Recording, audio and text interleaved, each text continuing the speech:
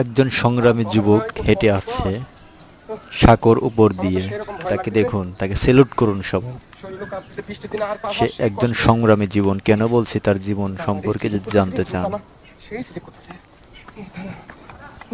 তার সম্পর্কে জানুন সে কিসের জন্য একজন সংগ্রামী যুবক।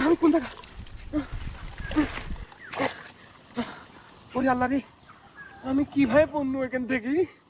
আমার স্যান্ডেল কোথায় গেল? চুল কিচ্ছে, সেই চুল কিনি আমি কোন জায়গা পড়বো?